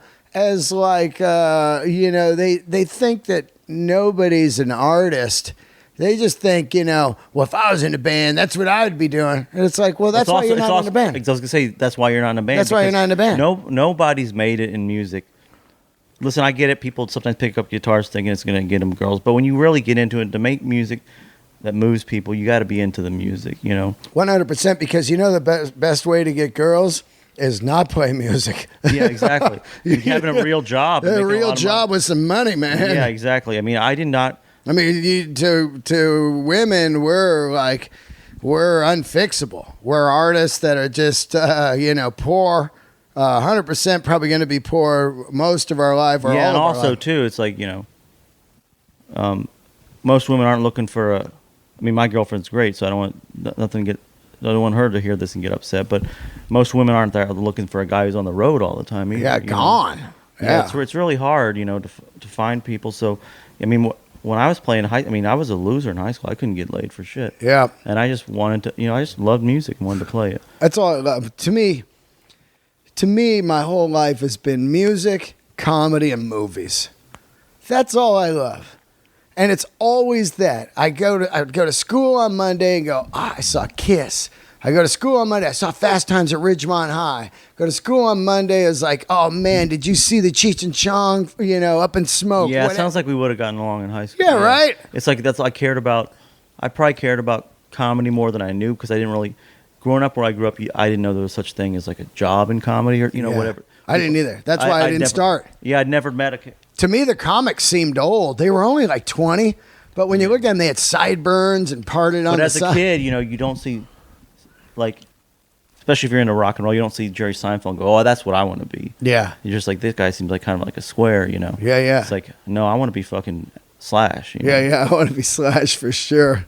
But yeah, I mean, it's tough, and you really, this business, they'll fucking test you how much you want to do it. They'll fucking come after, because I'm out here right now. I had a deal to do a Wheeler concert special, and they bent me over, fucked me up the ass. I mean, I got fucked. Now, you signed a deal 2 years ago to do a Wheeler Walker Jr. concerts movie. Is it a movie or like concert special? Yeah, special, right? Yeah. And I'll say the name. I don't give a shit. For Showtime, the deal was done. Yeah. And they just decided, whatever reason, I don't know why they decided not to do it. They're done with it. But they lock you in for 2 years. You think it's happening? For 2 years, I didn't. Yeah, and I was getting ready to shoot. And no money. They didn't. No, I didn't get any fucking money. And I'm like asking my quote unquote people, where the fuck, like, when's this happening? And well, my main question is, what the fuck do I sign if they can just not decide they don't want to do it? Yeah. Yeah, what's It's his song? Like if I went and did it with someone else, they'd be suing me. Exactly. Like, what if I had a hit with it on HBO? They'd fucking sue me. 100%. So why the fuck are they allowed to just hold me for this shit? With no money. With no money. And now we're out trying to talk to some other people, but I'm starting to get I got to go back to the Wheeler shit, which is, the problem is films is just more expensive, but I just got to do it myself. Yeah. You know, I believe that. I don't care how much it costs. If I want to do a concert special, just got to find the money, or keep a low nut and just tour for a year, or do what it is, make an album that sells a little bit, and just do it myself. Because I can't deal with these fuckers anymore. They don't care a shit. They don't care about fucking human beings. They don't care about art. They care about their fucking bottom line. And we were talking before, and you hear the story. I don't know if the producer lied to me or if the network lied to me. Yeah, you're not sure who's fucking you. Someone fucked me for a long fucking time. And now every time I come to this town, it's just like, I'm like looking at I don't know how people can, some ways I don't know how people can live here. It's just like, I'm just looking over my shoulder all the time. Who's coming behind me to fuck me over? Yeah. That's why I love, what's name? Not Chris Stapleton, the other guy. Sturgill, man. Oh, yeah. Sturgill was the main guy. He's a gangster. But he's been a buddy of mine for years back in Kentucky. He was the guy who introduced me to Cobb. Oh, wow. So I owe him a lot. And he kind of, talked me up on that first record on a lot of places. It kind of what I think really made it kind of take off at the beginning. But yeah, he doesn't give a shit. He went to the awards. The awards and sat outside and did a show. And told him to fuck. Basically told him to fuck off. Yeah. With his Grammys and his guitar. I love it. It's funny because we could sit here and sound like two bitter guys, but I'm not bitter at all. To me, it's I'm lucky to be doing what I'm doing at 52 years old, but it's mostly because of my work ethic and everything. And what I always tell the people is we're not complaining, but if you are complaining to me where you say, hey, how come you don't have a special? How come? But also what they do is, man, I've been playing forever. What's the next step? Yeah. Or do you know an agent or a man? It's like, yeah. If you're asking that question, you're asking the wrong fucking question. But my thing is the people, the audience, the fans, at the end of the day, have the complete full power to make Wheeler Walker Jr. or Dean Del Rey giant by just going to all the shows, spreading the word, getting the podcast out there. The people, once the people speak, then the industry, of course, wants to get on board on your money. Oh, you know what I mean? Yeah, I mean, it's like, everything I've gotten is because of, like I said, it's on an independent label, so it's not, it's going back into making more music. It's going back into shows. It's not. I'm not doing it to keep the shareholders happy. Yeah. It's not some part of some giant corporation. So it's going straight into the art. It's all it is, and it costs a lot of money to go out with a band and get a bus and do all this shit. It costs crazy money. And you got to have a certain amount in the bank at kind of all times, just to have it there. You got to have money to put out. Like to. Well, that's the thing too. Is back to you. I mean, I'm the same way. I'm so focused. I got my hands on everything, and like my first album, I wanted a clear vinyl. Yeah. And they could do it with like jizz stains in it. Oh, I love that. I just saw. Yeah, and I wanted to do it, and they showed me the price. I'm like, I can't fucking afford it. Yeah. But it's like, on a major label, you just do it and get fucked up the ass later. But I'm like, look, like I have to do literally. I mean, I have to remember the first record, like picking out paper stock. Yeah. And I'm like, what the fuck is going on here? Like, that's not what I signed up for, but I want to have control over everything. Yeah, so you got to do it. You got to do it. So it's like, all those fucking little things. It's like, I never picked up a guitar to learn about paper stock. Yeah, during the day I'm doing so much bullshit that has nothing to do with comedy, just to do comedy. That it's like right here, all this shit in the living room is just eBay. I'm just eBaying all the time to survive. You know what I mean? So I don't have to have a job.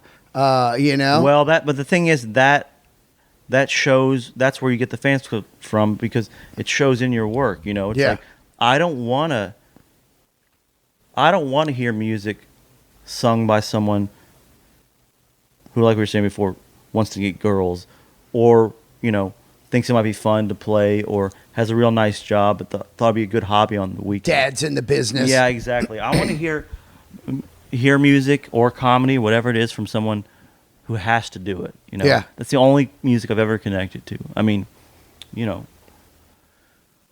like when you hear Waylon or Willie or whoever it is, or Jamie Johnson, there's nothing else in the world else they're supposed to be doing. That's it. That's it. It's like what Rollins said. I've said it over and over on the show. Rollins looks at a great frontman as like, that guy could not do anything else. He's not going to work at fucking Starbucks or whatever. This is all he has. And that's what you're seeing on stage. That's why he's so authentic and radical. Because the guys who and you see it with bands, like from our era, like when the grunge bands kind of came up and it all kind of like fell apart recently with the record sales going down. The guys that are still out there doing it are the ones that we liked liked back then. It's like absolutely. There's no musician that you and I would like who would say, record sales are down, I'm done. Oh yeah, no, zero. And also, I also think about that too. Like, do you know any like famous musician who's ever retired? I know Elton just announced his retirement, but I'll believe it when I see it. Yeah, no one retires. They don't retire. They don't. They have to do it. They do. It's like me. Every morning I get up and I'm like, God, I got to get on stage tonight, man. I got to work on this shit. Oh, I got to do it, man. It's just like, believe me, at some point in my life when I quit music, I was like, all right, I quit music 25 years and I had done it. But it was like that scene in Godfather 3. They draw me back. There's a click in my head that's like, you're supposed to be on stage. Well, keep away from me then, because after seeing you on that stage singing AC/DC shit, I'm like, dude, get your ass out there and start singing. Yeah, well, that's just coming from a musician. Yeah, yeah. But, I see that the comedy's great too, and also, too, it's cool to, like you said, doing it all yourself. And isn't that crazy? You just fucking played the Ryman. That's crazy. Unbelievable. Bill played the Ryman. I opened for him. Well, I always remember that. Well, it's important. I guess it's important. It's important to remember, but still, they can't take it away from you. Yeah, yeah. You stood on stage with the microphone at the Ryman. And at 52 years old, I did the Ryman, and I never played there in music, which is incredible. I look at everything I got in comedy was stuff that I tried to do in music. It's crazy. I was in Guitar Player magazine last year because of comedy. I've done, Austin City Limits. I've done the Ryman. I've done Davies Symphony Hall. So you did all the music stuff you wanted to do by comedy, by just picking up a microphone. And it's so, I love it so much more than music, which is crazy to me. I loved music, and this is even beyond to me because this is almost like, you still feel like you have that. I don't mean about performing, but that passion for music, like finding new music and listening to music all the time. Every day. That's what the show's about. Every fucking day, man. You got some great music guests on here. Well, I can't even believe what kind of great music is out there right now. People that say there's no good music, or when they say one band's bringing back rock. I hate when people are like, like Greta Van Fleet. People are like, they're bringing back rock. I'm like, that's fucking rude to the hundreds of bands I listened to for the last 10 years that you don't know about, that don't have the record company push. And because these guys got into a fucking Chevy commercial. Right. They count more. It's like, man, you know how many people have been playing rock and you just don't know about it because you don't seek it out anymore because it's not your passion anymore. Yeah, well, I was going to say, too, I do a lot of that shit because I just look at social media as a joke, but I was, country music is dead, fuck Florida Georgia Line, all the pop shit. Yeah. But I know it's not true. There's so many great... I listen to so much country right now. There's Sturgill's fucking great. Oh. Stapleton's great. Yeah, Nikki Lane, Jason Isbell. If he's country or not, I don't know. Yeah, right. I would consider him country. This guy I was just talking about. Tyler Childers, Coulter. There's never Joshua Headley. Yeah, there's so much good music out there. As long as I know it when I make fun of these bands, it's all part of the joke. But there's so much great music in Nashville right now. There really is. There is. Oh, there is. And you know what? It's just like any time. I say this over and over and over. In the 70s, we had shit. There was like all this pop. And people, it doesn't last. They all Leif remember Garrett or whatever. They only remember the good shit. Right. So it's like there's always going to be a Bieber. There's always going to be a, every generation. There were Spice Girls or whatever. All this stuff over the years. Well, you know what's interesting is I love John Prine. I don't know if you're a big John. Oh Prine yeah, the fan. new record's bigger than ever. Cobb just did his new record. I think I want to say that. Is he 71? Yeah, he's up there. And whatever it was, it sold. It's the biggest album ever. Yeah, it's crazy. They said it sold something like over 50,000 copies its first week. That's amazing. Which is like he's hitting his peak in his 70s. That's what I love about life. And now they're going to listen to all his old records, which we've all been listening to forever. Yeah, and they're going to rediscover all his old shit. Just make good shit. They're going to find it eventually. And that's the thing. The people that stay in the game forever, like you or I, it's like I always said, I'm not here to do it to get famous. I'm here to do it because I have to do it. It's in my blood. It's in my head. There's something. I got stuck with some kind of needle early on, and it poisoned me into the art world. Yeah, actually the opposite, which is my plan from the beginning, I was like, in case, because Sturgill was one of the first people to hear my record, and he's like, dude, this is going to fucking blow up. And hearing that just freaked me out. So for the album cover, I wore a cowboy hat really low, shades. I didn't have a beard at the time, but I grew it out. So that, knowing that I could always take off my shades and shave, and just in case it did happen, because it's the opposite. I didn't want to be famous. I didn't want anybody to notice me. Exactly. And then it started kind of happening. I was like, fuck, he was right. It's like, but fame had nothing to do with it. It was just someone to make great music. Fame has nothing to do. The only thing that fame brings is able to keep doing it. Well, it brings literally like I can get into concerts now. Right. But also you can do projects that you really wanted to do. That's what I look at it. Like I said yesterday on a podcast, Sean Penn, he'd do some big movie so he could do 5 of his projects. Like Bruce Springsteen putting out in Nebraska. You had to be as big as Bruce to put out a fucking 4-track recording. Yeah, right. You had to have had Born to Run to be able to put out something so quote unquote shitty, recorded so crappily. Yeah. It's like, that stuff for the good guys, Neil Young, perfect example. He does that shit and then, puts it all online, is now doing, he's taught a lot of people about sound. He's doing it all for a reason. It's all those weird albums he put out in the 80s. Oh yeah, like Trans. I love that Trans. Where they sued him. Yeah, where they sued him because he didn't sound like him. David Geffen sued him. David Geffen. I mean, some billionaire suing Neil Young because this isn't the Neil I signed. I want Harvest Neil. Exactly. Well, that's not how Neil Young works. He does what he wants, and that's why we love him. That's why we love him. And because we wouldn't have gotten Harvest if he, if he hadn't been, doing, there'd be that's why there's fucking, I'm sure, no Buffalo Springfield or Crosby, Stills, Nash and Young reunion. He does it when he wants to. Yeah, exactly. You want to play a song? Yeah, I'll play a song. Yeah, let's do it. Oh yeah. If they have singles, I don't know if you got to hit singles this for me, which they really don't. But there was a guy who, a black guy named Reginald. I think his name on Instagram is named his Young Hussein or something. And he kept making videos of himself singing to my songs, and he showed up at a gig in Dallas. Whoa. And I talked to him. I was like, "Hey man, could you do this song like 5 times on your camera and send it to me? I'll edit it into a video." Back to what we're talking about, Yeah. The video cost $8, and I sent him, I sent him like 4 T-shirts or something. Oh. He was happy to do it, So the song is called "If My Dick Is Up, Why Am I Down?" which is. Oh yeah, I just heard it on your record. It's on your new record. Yeah, exactly. It's like kind of a song about. I like those old country kind of play on word songs where it's just like, you can be just because you're girls want you and all that shit doesn't make you happy. It's not. It's kind of back to what we were talking about the whole podcast. It's just absolutely. But this is my take on it,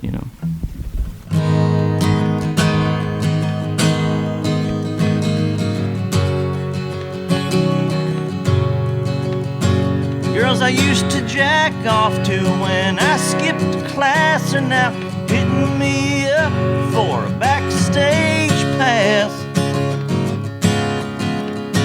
All the ladies get wet when I roll into town. So if my dick is up, tell me why am I down?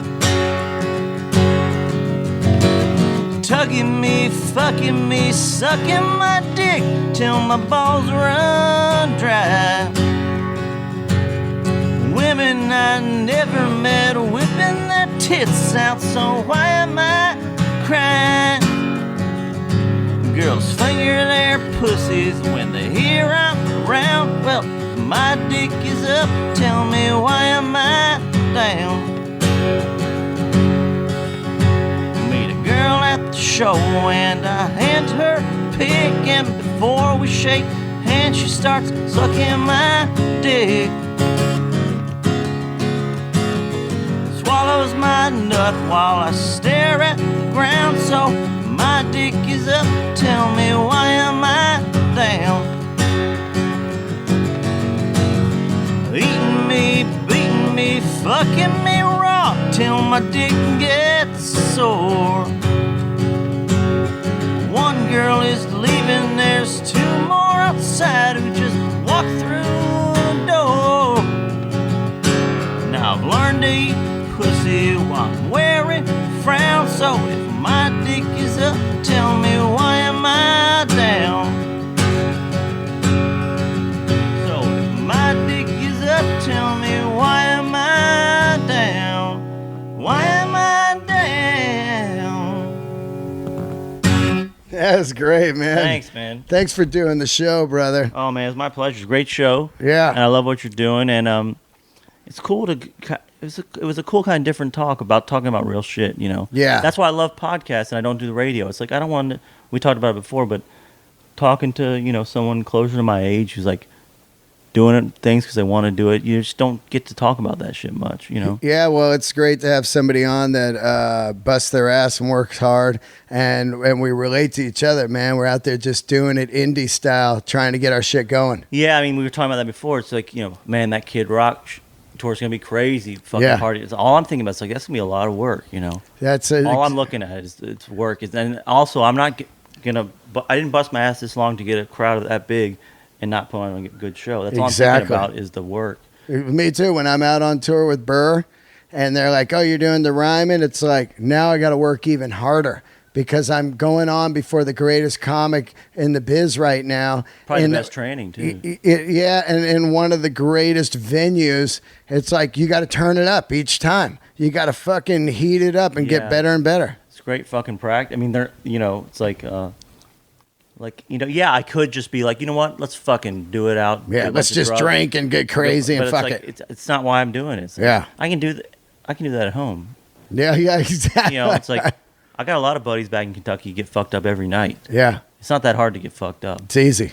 Working's hard. So. Yeah. But it's fun if you like doing it. So. What's your Instagram's Wheeler Walker Jr.? Everything's Wheeler Walker Jr. No one took that. And you got a website? Yeah. Tour dates are on there? Tour dates on there. Buy both albums. Buy them either, don't buy them from just make sure you buy them from an indie record store or like iTunes or something, Yeah. So don't. I've seen some bootleg ones around, and but don't go to Walmart or some chain store looking for it because they ain't gonna have it. Yeah. All right. Well, thank you so much, and looking forward. Got any LA dates coming up, or what do you got for before the Kid Rock tour? Nothing really before that tour because I haven't said it. Here's a Dean Del Rey exclusive. I'm gonna try to get in the studio before the tour. Oh, rad! And do a new record. That's what I want to do, but we're still. You got some songs up? We're trying to figure it out. I've always got plenty of songs. Yeah. It's important to keep. I'm thinking about the dudes from the old days, who just keep writing. They give them a week off to go make an album, so that's how I look at it too. Because I don't have more than money for more than a week in the studio anyway. So like, I got to keep writing and always have an album ready. All right, so man. I'd love to get in there and do it soon. So. Kick ass, dude. Well, next time I'm in Nashville, I'm gonna look you up and exchange info and everything. And we'll do it. Yeah, you gonna play Nashville anytime soon? Yeah, I hope so. I hope to be back at Zany's, and maybe you and I will do a show together somewhere in the States somewhere. That'd be awesome. I'd love it. Yeah, we did. I had a blast doing that shit because in the old days they would do that more with bands and have communities open. Yeah, and we did those few dates on With the Joey? West Coast with Joey, and those turned out fucking great. Love to have you. Yeah, I opened for Alice in Chains last summer. It was wild. Alice in Chains was one of my favorite bands, man. That was So great. That was probably my favorite band in high school. Oh man, which one for you? Dirt or Dirt, yeah, Dirt. Dirt. You know what it was? It's just, and I think it stayed with me. It's just the harmonies that they had. Those are so haunting. They were fucking, in some ways, I mean, they were a big band, but in some ways underrated, I feel like. Because they could rock out with some crazy shit and then do that acoustic. That acoustic shit, man, like Nutshell and all that stuff on the, on the Where sap. they play with Heart. Oh, that stuff's that. great, man. Yeah, great band. It's kind of a sad story, but And Yep. they're still around now with the new singer. Yeah, man, with a new singer. I haven't seen. Got a couple records out there. Killer. I'll check them out. Check them out, dude. Singer's great. I mean, the rest of the band was always great. So Yep. Good dudes too, man. Oh yeah, I fucking love to see them. All right, man. Well, thank you Cool. for doing the Well, podcast. thanks for having me, man. It was a pleasure. And everybody subscribe. And don't forget to check out the YouTube channel. I got all the podcasts up there now if you missed any episodes. And, of course, leave a review and subscribe on iTunes. That's how we get the show in the top 100. Keep the candles lit. Wheeler Walker Jr.